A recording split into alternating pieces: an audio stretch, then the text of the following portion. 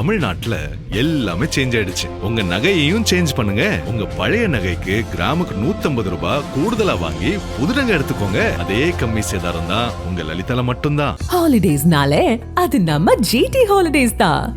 GT Holidays, South India's #1 travel brand. You know you are special when you're with GT Holidays.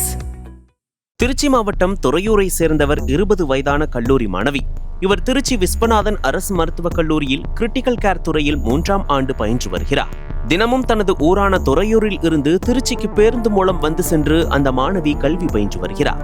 இந்நிலையில் கடந்த June 27ஆம் தேதி மாலை நேரத்தில் கல்லூரி வகுப்புகளை முடித்துவிட்டு திருச்சி சத்திரம் பேருந்து நிலையத்திற்கு துறையூர் நோக்கி தனியார் பேருந்தில் மாணவி ஏறியுள்ளார். பேருந்து சென்று கொண்டிருந்த போது அங்கு வந்த ஒரு திருநங்கை கல்லூரி மாணவியிடம் பணம் யாசகம் கேட்டுள்ளார். மாணவி அதற்கு மறுப்பு தெரிவித்ததால் ஆத்திரமடைந்த அந்த திருநங்கை பேருந்திலேயே சரமாரியாக புரட்டியுள்ளார்.